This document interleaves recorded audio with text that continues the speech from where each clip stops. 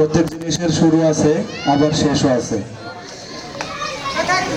সেই শেষকে সামনে রেখে আজকে আমাদের ভবানীডিঘি পূর্ব সরকারি প্রাথমিক বিদ্যালয়ের শ্রদ্ধাভাজন শিক্ষক জনাব মোহাম্মদ গোলাম মুস্তফা স্যারের বিদায় অনুষ্ঠানে উপস্থিত প্রধান অতিথি, প্রধান আলোচক, বিশেষ অতিথি সহ সকলকে আমার পক্ষ থেকে আন্তরিক সালাম, আসসালামু আলাইকুম। আমাদের এই শিক্ষা সুবিধা বঞ্চিত পাহাড়ি এলাকায় একটি প্রাথমিক বিদ্যালয় এবং একটি উচ্চ বিদ্যালয় আমাদের জন্য একটি আশীর্বাদ, এবং এই আশীর্বাদকে সামনে রেখে আমাদের জন্য হাতে আলোক বর্তিকা নিয়ে এসেছিলেন আমাদের কয়েকজন শ্রদ্ধাভাজন শিক্ষক।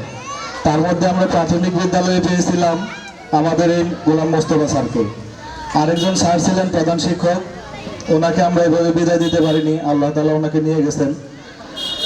তো আজকের এই বিদায় অনুষ্ঠানে দুটি কথা না বললেই নয়, কেননা আমরা এই বিদ্যালয় না হলে আমার মতো অনেক শিশু আজকে এইভাবে প্রতিষ্ঠিত হয়ে আসতে পারতো না।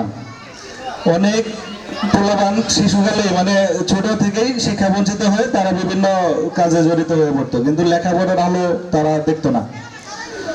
আর আমার যতদূর মনে পড়ে, আমরা যখন ছোট ছিলাম স্যার একবার অসুস্থ হয়েছিলেন। আমরা সকলেই এমনভাবে খবর পেয়েছিলাম যে স্যার নাকি মারা গেছেন।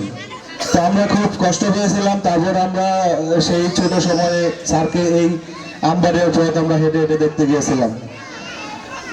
আর আল্লাহ তাআলা তাকে আমাদের মাঝে বাঁচিয়ে রেখেছেন এবং আজকের এই দিন পর্যন্ত সেবা দেওয়ার জন্য তৌফিক দান করেছেন, সেজন্য কৃতজ্ঞতা জানাই।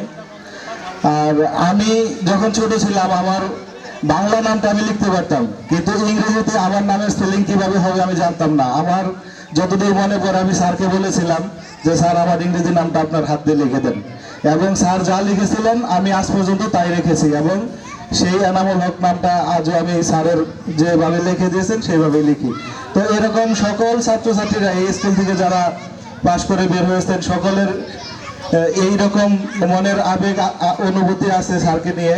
আমি চাই এবং আমরা সকলে চাই যে স্যার দীর্ঘজীবী হোক, এবং এইখান থেকে চলে